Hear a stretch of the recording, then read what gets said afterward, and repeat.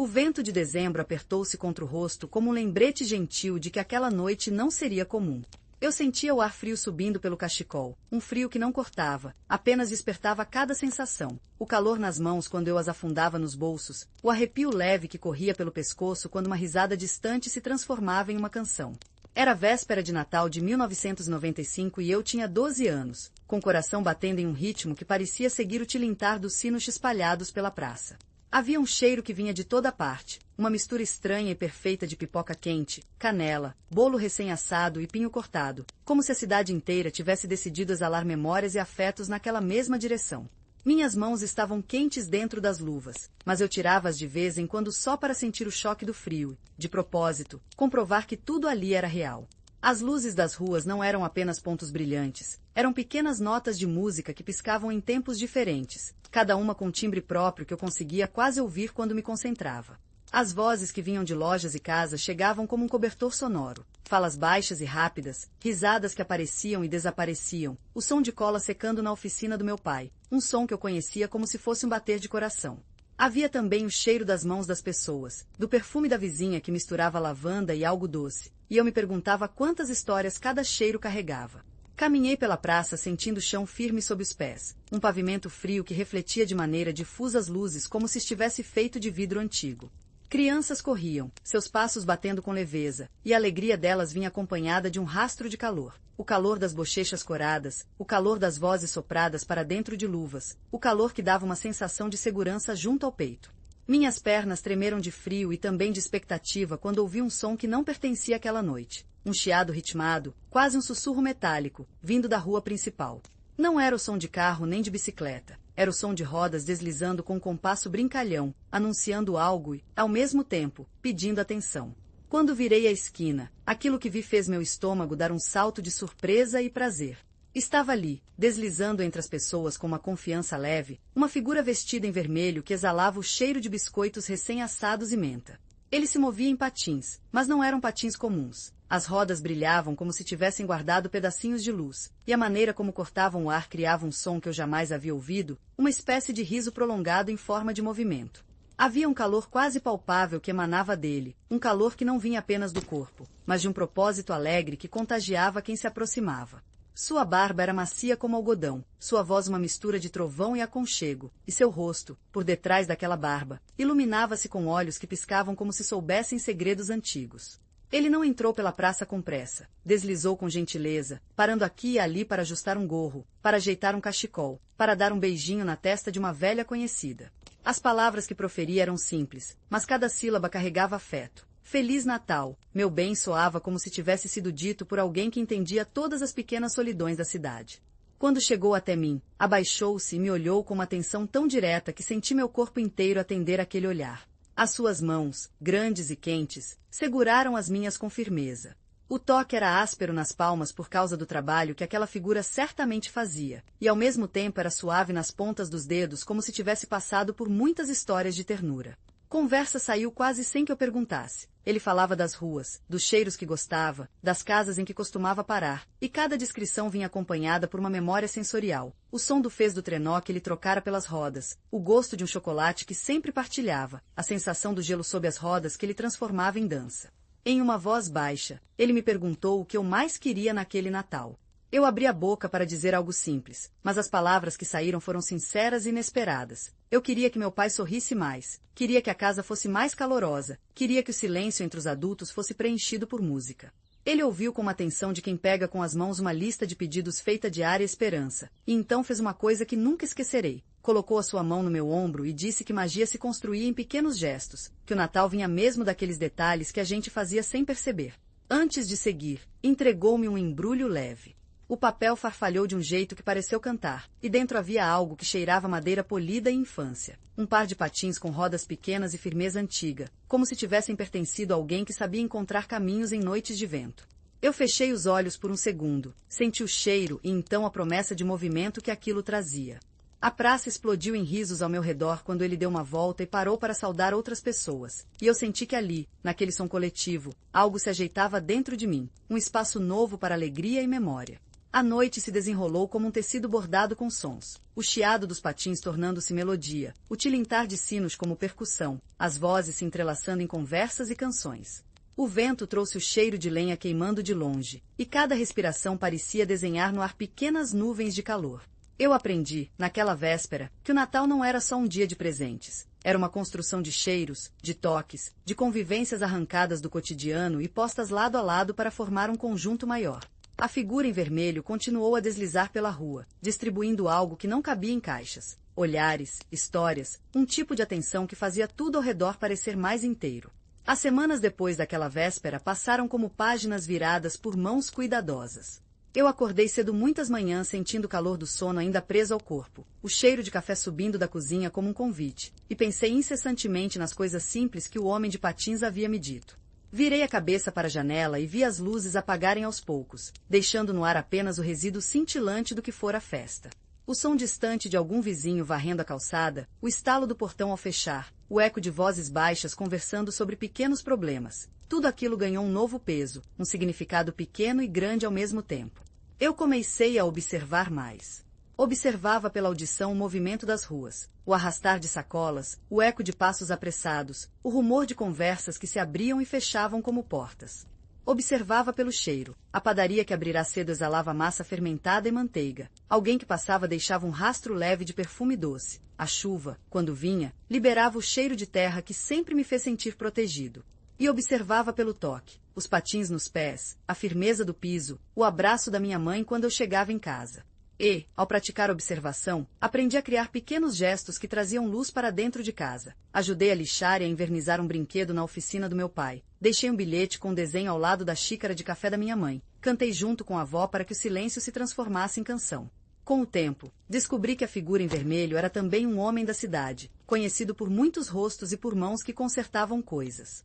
Havia quem dissesse que ele trabalhava com madeira, quem lembrava de seu riso nas romarias da festividade local, quem comentava sobre os bolos que ele levava para as mães que faziam fila na igreja. Para mim, a magia permaneceu intacta. Saber mais sobre ele não diminuiu o encanto, pelo contrário, deu-lhe uma carne que eu pude tocar com as lembranças.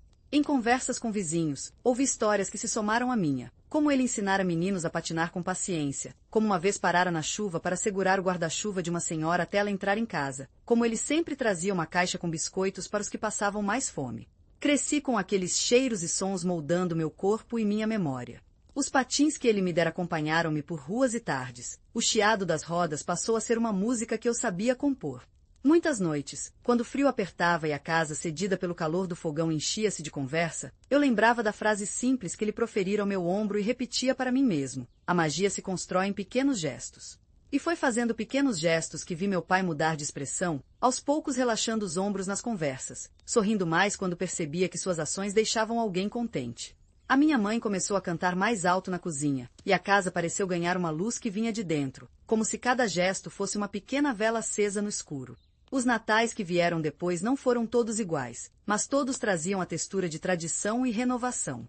Em algumas datas, via o homem de patins em cantos escondidos da cidade, trocando palavras com vendedores, brincando com crianças, ajeitando um gorro. Em outras, ele desaparecia por longos meses e voltava justamente quando os sinos começavam a ser afinados, como se o som o chamasse de volta.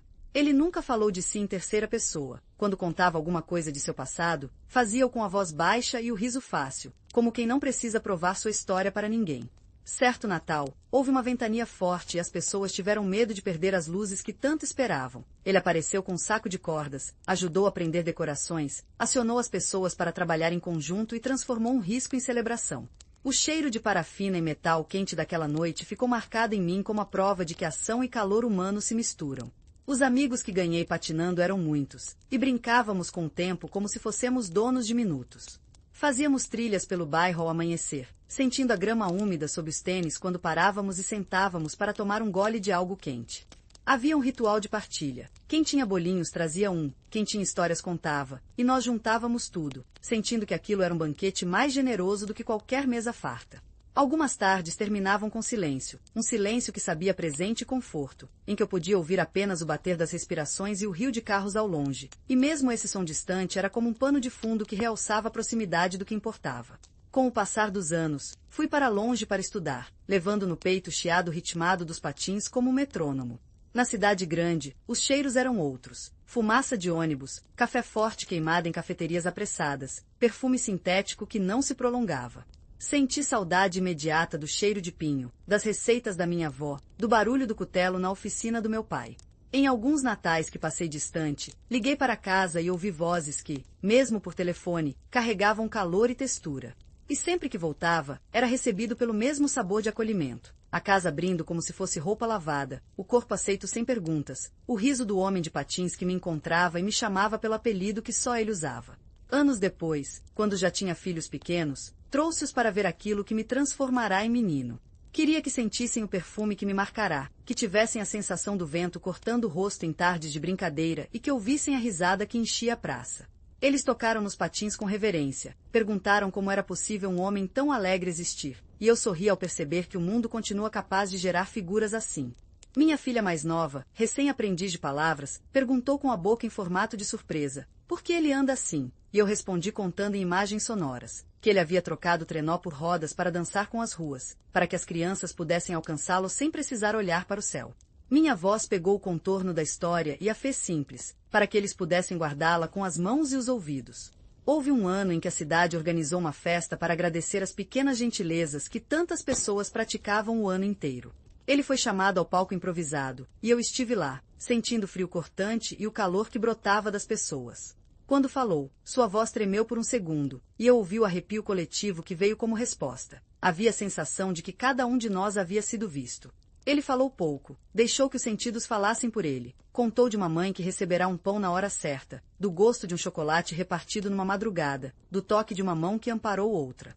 E quando, ao final, desceu do palco e nos abraçou, senti no abraço o cheiro de biscoito e as rugas de alguém que havia vivido com dedicação e leveza. O tempo, que tudo leva e traz, acabou por mostrar que há um jeito de prolongar a magia que não precisa de surpresas espetaculares. O jeito é existir com atenção. Ensinei meus filhos a observar os cheiros, a ouvir as pequenas músicas do cotidiano, a tocar a madeira de um banco na praça e perceber o calor guardado ali. E quando o Natal chegava, colocávamos as luzes com cuidado, guardávamos memórias de anos anteriores, e, quando a cidade anunciava a chegada dele sobre rodas, as crianças corriam a seu encontro como se corressem para um encontro com a própria infância. Na minha última lembrança clara dele em cena, já havia uma tranquilidade profunda no modo como se movia. As rodas não produziam apenas som, produziam memórias. Ao final daquela noite, quando a praça ficou mais vazia, sentamo-nos em um banco, o ar frio rasgando nossas faces como uma lembrança de que o corpo existe e sente, e conversamos. Perguntei-lhe se tinha medo de que a magia se acabasse, e ele sorriu com os olhos molhados de emoção. A magia não acaba enquanto houver mãos que a façam, disse ele, e a voz trazia o gosto de canela. Eu entendi, ali, que a magia era menos um segredo e mais um ofício, um trabalho leve e contínuo de cuidado. Algumas pessoas que amavam a cidade e suas histórias registraram sua imagem em caixas que guardam memórias, e por isso hoje sei que houve um tempo em que ele deixou a cidade por alguns meses para cuidar de parentes doentes, e voltou com o mesmo passo calmo. O tempo, que às vezes nos rouba, também nos devolve, em gestos e lembranças. Quando aquele homem já não pôde mais patinar com a mesma firmeza, as crianças da rua organizaram-se para empurrá-lo suavemente, porque a presença dele fazia-se necessária e justa. Havia o som de risos misturado ao chiado de rodas que agora eram mais cuidadas, e o cheiro de biscoitos continuou presente. E quando ele partiu, o adeus foi um coro de memórias. A cidade inteira lembrou-se do som que ele costumava abrir nos dias de festa, das mãos que apertavam para confortar, dos olhos que sorriam mesmo quando o mundo estava duro. Na missa que se fez para lembrar dele, havia o cheiro de flores e as vozes baixas que se entrelaçavam em canto. Eu senti um peso macio no peito, como quem sabe que perdeu algo e ao mesmo tempo ganhou a lembrança que ficará para sempre. Ali, entre as vozes, tomei a decisão de que a magia não poderia ficar guardada só na lembrança. Precisava ser passada adiante em presença e gesto. Assim, quando meus filhos cresceram e eu vi neles o brilho dançar como as luzes da praça, emprestei-lhes patins, contei-lhes novamente as histórias, e, em noites frias, quando o vento parecia querer levar nossas lembranças, nós juntávamos as mãos e fazíamos um pequeno circuito pela calçada, soltando risos e inventando canções. Eu lhes dizia que a magia se constrói em gestos, e cada gesto é uma oportunidade de criar abrigo para alguém. Eles cresceram levando isso dentro, e nas noites de Natal as ruas pareciam responder com o mesmo calor que as envolvia décadas antes. Hoje, quando fecho os olhos, posso sentir a textura da barba dele entre os dedos como se tocasse um tecido antigo. Posso ouvir a risada que fazia as pessoas se voltarem. Posso sentir o sopro do ar que vem de longe e traz cheiro de pinho. Às vezes penso nas pessoas que não viram aquele homem, nos que nasceram depois e ouviram apenas histórias. Imagino sentindo a narrativa como se fossem calor na escuridão. E percebo que a herança que ele deixou é simples: atenção, gentileza, presença. Não se compra, não se fabrica, se distribui.